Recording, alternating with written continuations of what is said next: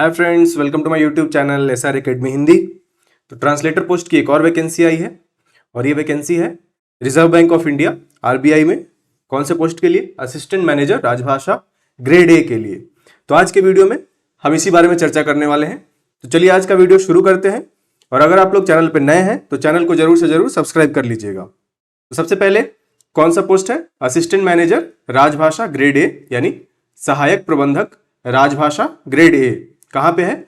भारतीय reserve bank यानी reserve bank of India में। तो सबसे पहले देख लेते हैं टोटल नंबर ऑफ पोस्ट्स। तो कुल पद कितने हैं यहाँ पे? टोटल नंबर ऑफ वैकेंसी है 3।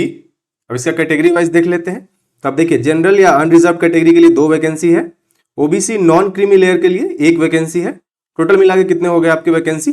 3 वैकेंसी हो गए। ठीक है, अब आते हैं मिनिमम एजुकेशनल एलिजिबिलिटी। तो उसमें पहला क्या है condition? Second class masters degree in Hindi या Hindi translation with English as a subject at the bachelors degree level. तो आपका मास्टर्स होना चाहिए हिंदी या फिर हिंदी ट्रांसलेशन में, और आपने English as a subject bachelor degree level पे पढ़ा हुआ होना चाहिए। तो ये पहला कंडीशन था। दूसरा कंडीशन क्या है? Second class masters degree in English with Hindi as a subject at the bachelors degree level along with post graduation diploma in translation. तो पहले कंडीशन में PGDT यानी post graduate diploma in translation की आवश्यकता नहीं है।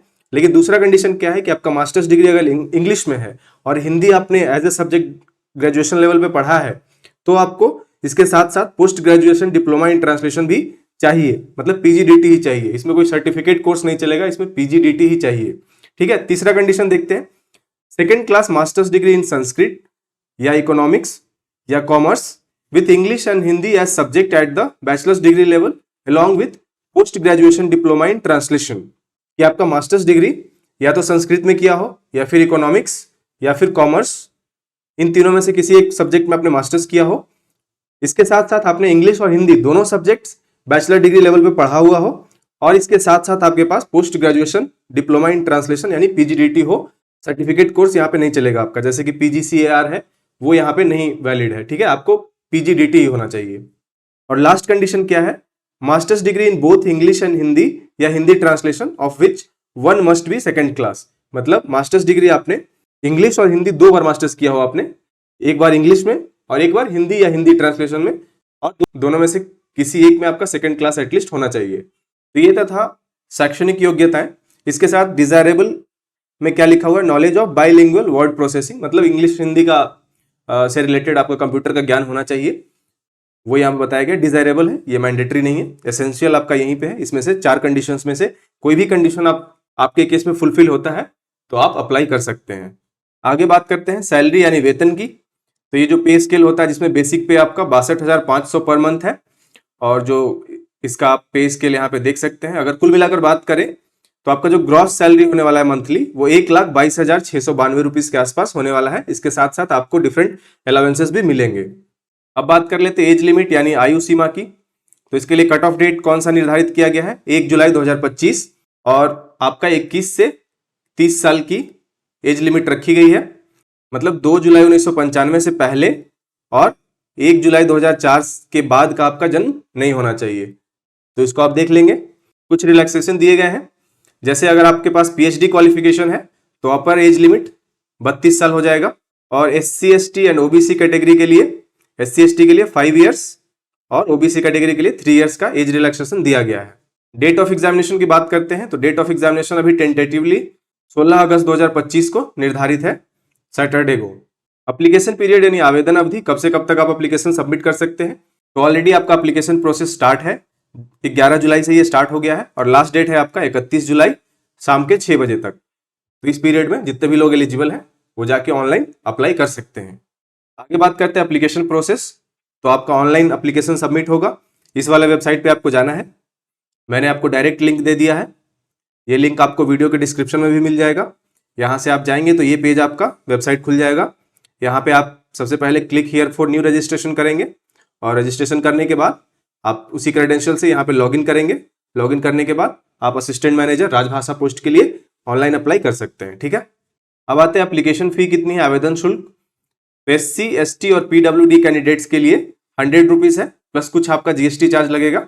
जनरल OBC और EWS category के लिए 600 रुपीज प्लस 18% GST, तो 600 से कुछ ज्यादा आपका अमाउंट पे करना पड़ेगा। जो भी आरबीआई के करंट स्टाफ है उनके लिए कोई भी चार्जेस नहीं है। अब बात कर लेते हैं सिलेक्शन प्रोसेस की। तो ऑनलाइन एग्जाम सबसे पहले होगा, जिसमें आपका पेपर 1 रहेगा, पेपर 2 रहेगा। पेपर 1 आपका ऑब्जेक्टिव टाइप रहेगा जो कि 150 नंबर का रहेगा। पेपर 2 आपका डिस्क्रिप्टिव टाइप रहेगा जो कि 50 मार्क्स का रहेगा। ठीक है, और उसके बाद जो लोग भी इसमें क्वालिफाई करेंगे वो इंटरव्यू के लिए अपीयर होंगे। इंटरव्यू में आपका मार्क्स रहेगा 35 मार्क्स। पेपर 1 और पेपर 2 आपका सेम डे ही कंडक्ट किया जाएगा। पेपर 2 मोस्टली आपका ऑफलाइन रहता है, डिस्क्रिप्टिव पेपर रहता है। पेपर 1 आपका ऑनलाइन होगा, लेकिन एक ही दिन होगा, एक ही समय पे होगा। ठीक है, और पेपर 2 उन्हीं लोगों का चेक होगा जो कि पेपर 1 में क्वालिफाई कर लेंगे। पेपर 1 में आपका जो सेक्शनल कट ऑफ भी रहता है, तो वो सारे जो भी कट ऑफ निर्धारित किए जाएंगे पेपर 1 का, उन सबको आपको क्वालिफाई करना है, तभी आपका पेपर 2 इवेलुएट किया जाएगा। हालांकि पेपर 2 सबको देना है, बट इवेलुएट उन्हीं लोगों का किया जाएगा जो पेपर 1 में जो भी कट ऑफ निर्धारित किया गया है उसको क्रॉस कर लेते हैं। और फाइनल सिलेक्शन जो होगा वो ऑनलाइन एग्जाम, जिसमें पेपर 1 और पेपर 2 का मार्क्स ऐड होगा प्लस इंटरव्यू का मार्क्स ऐड होगा। तो आगे हम इसका स्ट्रक्चर देखते हैं एग्जाम का। तो देखिए scheme of examination.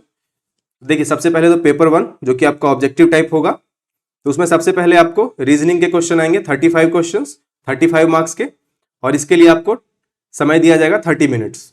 English language के 35 क्वेश्चंस रहेंगे, टोटल मार्क्स 35, इसके लिए भी आपको 30 मिनट्स का समय दिया जाएगा।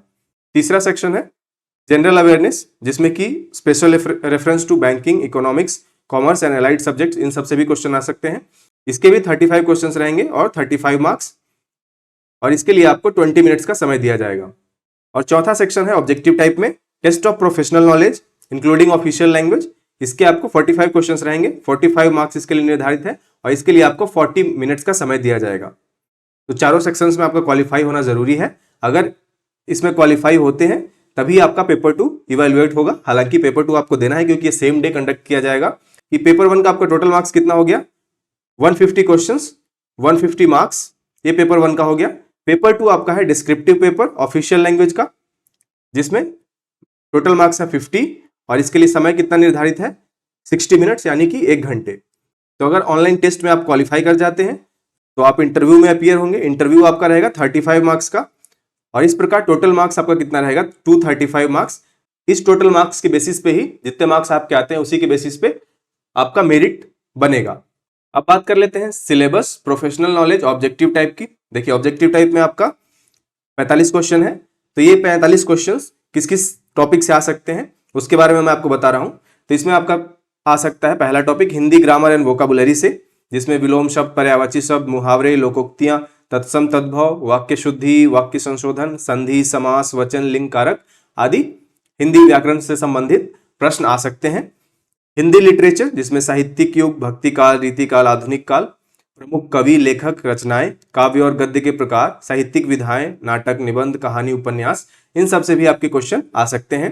Translation principles, rules for official and literary translation, translation of idioms, proverbs, technical terms, तो इन सब से रिलेटेड भी प्रश्न आ सकते हैं। उसके अलावा official language policy and implementation, जिसमें कि शामिल है संवैधानिक प्रावधान आर्टिकल 343 टू 351, राजभाषा अधिनियम 1963 और नियम 1976, official language rules, region A B C, राजभाषा विभाग की नीतियां, त्रैभाषी सूत्र, इन सब से भी क्वेश्चन आपके आ सकते हैं। इसके अलावा government schemes and use of Hindi in administration, इससे भी रिलेटेड आपके प्रश्न उस 45 क्वेश्चंस में इन्हीं सारे टॉपिक से आपके प्रश्न रहेंगे। अब बात कर लेते हैं जो आपका डिस्क्रिप्टिव पेपर में जो प्रोफेशनल नॉलेज यानी ऑफिशियल लैंग्वेज के जो प्रश्न रहेंगे वो कैसा होगा। ये पेपर आपका ऑफलाइन होगा यानी पेन पेपर बेस्ड होगा, जिसका टोटल मार्क्स रहेगा आपका 50, और इसमें किस किस तरह के प्रश्न आएंगे। तो सबसे पहला प्रश्न आपका रहेगा translation from Hindi to English, एक क्वेश्चन रहेंगे इसके और 10 मार्क्स का रहेगा ये। दूसरा क्वेश्चन आपका रहेगा translation from English to Hindi, एक प्रश्न रहेगा इसमें 10 मार्क्स का। तीसरा क्वेश्चन आपका रहेगा गिविंग इंग्लिश इक्विवेलेंट, तो कोई भी हिंदी वर्ड या कुछ फ्रेजेस दिया रहेगा उसका इंग्लिश इक्विवेलेंट आपको लिखना रहेगा। इसमें आपके 6 क्वेश्चंस रहेंगे 6 मार्क्स के, मतलब 1 marks each, 1 marks each. Giving Hindi equivalents, मतलब इंग्लिश का कोई वर्ड या फिर फ्रेजेस दिया रहेगा उसका आपको हिंदी इक्विवेलेंट बताना है, और इसके भी 6 क्वेश्चंस रहेंगे 1 क्वेश्चन ईच, मतलब ये भी 6 मार्क्स का हो गया टोटल। शॉर्ट नोट्स इन हिंदी, इसके 2 प्रश्न रहेंगे, कोई टॉपिक दिया रहेगा उस पर आपको शॉर्ट नोट्स लिखना रहेगा, इसके 2 प्रश्न रहेंगे 3-3 नंबर के, तो इसका भी टोटल मार्क्स हो गया 6। Short notes in English only 1 to be attempted, ठीक है, इसमें भी 2 क्वेश्चन रहेंगे लेकिन इसमें एक ही अटेम्प्ट करना रहेगा, और ये आपका 6 मार्क्स का रहेगा। लास्ट है short note writing in Hindi based on राजभाषा एक्ट। तो राजभाषा एक्ट से कोई शॉर्ट नोट्स आ सकता है। इसमें भी 2 प्रश्न दिए रहेंगे, इसमें से आपको एक अटेम्प्ट करना रहेगा और ये भी 6 मार्क्स का रहेगा। तो ये आपका डिस्क्रिप्टिव पेपर का क्या पैटर्न रहेगा उसके बारे में मैंने आपको बता दिया। टोटल 50 नंबर का रहेगा और इस तरह के आपके प्रश्न आएंगे इसमें डिस्क्रिप्टिव पेपर में, जो कि मोस्टली ऑफलाइन ही होगा, पेन पेपर बेस्ड होगा। तो ये था आपका आरबीआई में जो असिस्टेंट मैनेजर राजभाषा का जो पोस्ट आया है, ग्रेड ए का पोस्ट है।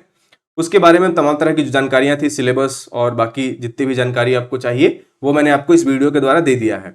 जितने भी लोग इस पोस्ट के लिए एलिजिबल हैं और जो अप्लाई करना चाहते हैं वो जरूर से जरूर अप्लाई कीजिए। 31 जुलाई आपका लास्ट डेट है, तो उससे पहले पहले आप अप्लाई कर दीजिए। काफ़ी अच्छी अपॉर्चुनिटी है, काफ़ी अच्छा पोस्ट है और काफ़ी अच्छी सैलरी भी है। तो चलिए आज के वीडियो में इतना ही। Thank you so much. Jai Hind.